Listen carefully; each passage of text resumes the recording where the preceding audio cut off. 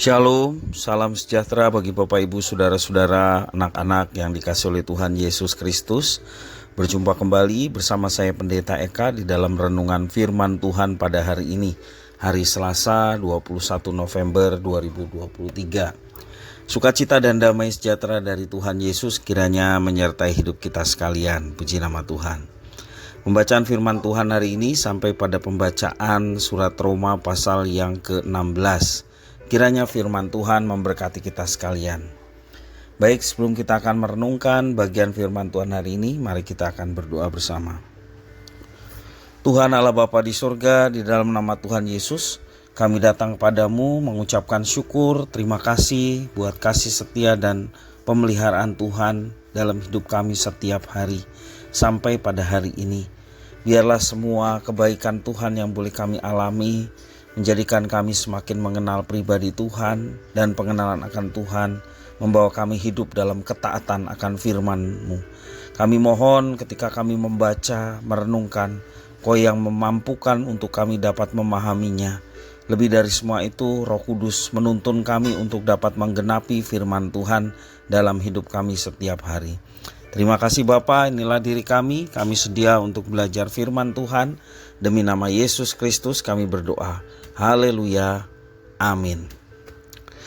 Bapak Ibu Saudara-saudara, dari pembacaan firman Tuhan Roma pasal 16 menjadi bahan perenungan di dalam ayat yang ke-17 sampai 24. Saya akan membacakan ulang bagi Bapak Ibu Saudara sekalian. Demikian firman Tuhan. Tetapi aku menasihatkan kamu saudara-saudara supaya kamu waspada terhadap mereka yang bertentangan dengan pengajaran yang telah kamu terima, menimbulkan perpecahan dan godaan. Sebab itu hindarilah mereka. Sebab orang-orang demikian tidak melayani Kristus Tuhan kita, tetapi melayani perut mereka sendiri. Dan dengan kata-kata mereka yang muluk-muluk dan bahasa mereka yang manis, mereka menipu orang-orang yang tulus hatinya. Kabar tentang ketaatanmu telah terdengar oleh semua orang. Sebab itu aku bersuka cita tentang kamu. Tetapi aku ingin supaya kamu bijaksana terhadap apa yang baik dan bersih terhadap apa yang jahat. Semoga Allah sumber damai sejahtera segera akan menghancurkan iblis di bawah kakimu. Kasih karunia Yesus Tuhan kita menyertai kamu. Salam kepada kamu dari Timotius, temanku sekerja, dan dari Lukius, Yason, dan Sosipater, teman-temanku sebangsa. Salam dalam Tuhan kepada kamu dari Tertius, yaitu aku yang menulis surat ini. Salam kepada kamu dari Gaius yang memberi tumpangan kepadaku dan kepada seluruh jemaat. Salam kepada kamu dari Erastus, bendahara negeri, dan dari Quartus, saudara kita. Kasih karunia Yesus Kristus Tuhan kita menyertai kamu. Sekian. Amin. Demikian firman Tuhan. Bapak Ibu Saudara-saudara yang dikasihi oleh Tuhan, ajaran sesat atau ajaran palsu tampaknya merupakan sesuatu yang tidak pernah lepas dari dunia kekristenan di sepanjang zaman. Baik di zaman Rasul Paulus seperti yang tertulis di dalam surat Roma ini, maupun juga di zaman sekarang. Mulai dari perjanjian lama pun juga perjanjian baru tercatat di dalam Alkitab bahwa akan terus ada penyesatan. Sepanjang sejarah umat manusia, kerajaan Allah yang dihadirkan di dunia melalui gerejanya, ajaran sesat hadir dalam berbagai bentuk, berbagai aspek, isi, dan juga caranya. Oleh karena itu, sikap waspada adalah cara yang terus ditekankan oleh Alkitab untuk menghadapi ajaran-ajaran palsu yang terus muncul di segala zaman. Sebelum mengakhiri surat Roma ini, Paulus mengingatkan kepada jemaat di Roma untuk mewaspadai orang-orang yang menyesatkan yang ada di tengah-tengah jemaat. Pada saat itu ada orang yang kelihatannya melayani, kelihatannya baik, tetapi pada dasarnya apa yang mereka lakukan bertentangan dengan firman Tuhan. Kita tidak tahu persis apa ajaran mereka. atau apa yang mereka lakukan. Namun Paulus menekankan bahwa mereka menimbulkan perpecahan dan godaan di dalam jemaat. Paulus juga mengingatkan bahwa motivasi mereka yang sebenarnya bukanlah melayani Tuhan, melainkan mencari keuntungan diri sendiri. Itu motivasi ajaran sesat yang mulai tersebar di beberapa jemaat mula-mula. Rasul Paulus menasihati jemaat untuk mewaspadai mereka karena kemunafikan dapat mengecoh jemaat. Paulus menggambarkan mereka sebagai orang yang berkata muluk-muluk dan berbahasa manis. Mungkin mereka masuk ke dalam kategori yang sering disebut Tuhan Yesus, yakni mereka seperti serigala berbulu domba. Ya. Bagaimana cara kita menghadapi orang-orang yang bermulut manis di tengah-tengah komunitas orang percaya? Atau bagaimana kita domba yang lemah harus menghadapi serigala yang menjelma seperti domba? Yang pertama, Rasul Paulus meminta kita untuk menghindari mereka.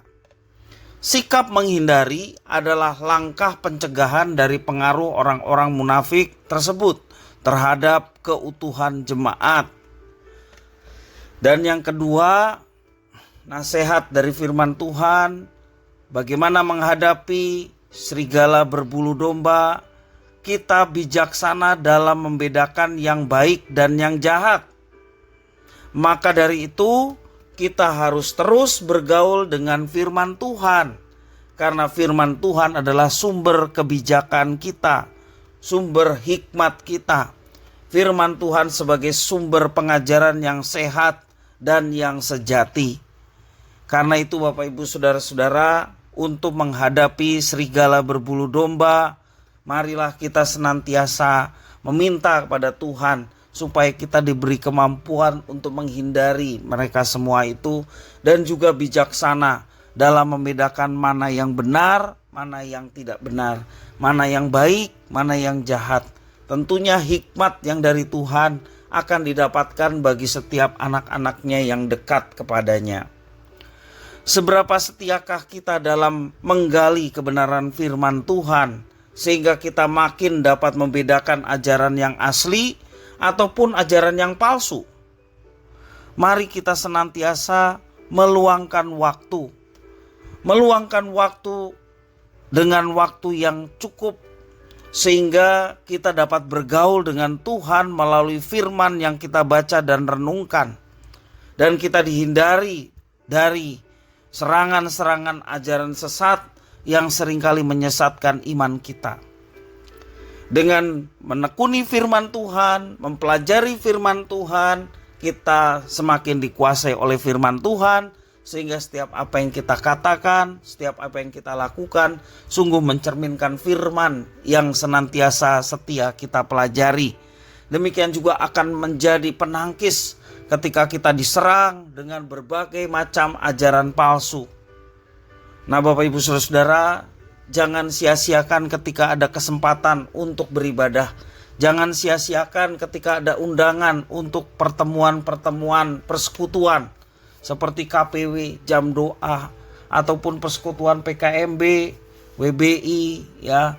Semua itu difasilitasi bukan saja supaya kita semakin mengenal satu dengan yang lainnya, karena ada firman yang ditaburkan semakin meneguhkan kita, sehingga kalau kita teguh imannya, berbagai macam serangan, ajaran-ajaran palsu tidak mungkin menembus setiap anak-anaknya yang dengan setia dan tekun belajar firman Tuhan.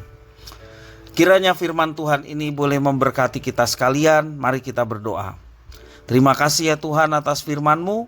Biarlah Tuhan memampukan kami memiliki hati yang bijaksana, supaya kami dapat memilah mana yang benar, yang berkenan, dan mana yang tidak. Demikian juga Tuhan yang menuntun kami ketika kami juga diperhadapkan dengan orang-orang yang mengajarkan ajaran-ajaran sesat, sehingga kami dapat menghindar dari mereka dan kami tetap teguh di dalam Tuhan. Oleh karena firman Tuhan itu hidup yang akan menyatakannya dalam kehidupan kami setiap hari. Terima kasih ya Tuhan, inilah diri kami sedia menjadi pelaku-pelaku firman. Demi nama Yesus Kristus kami berdoa. Haleluya. Amin.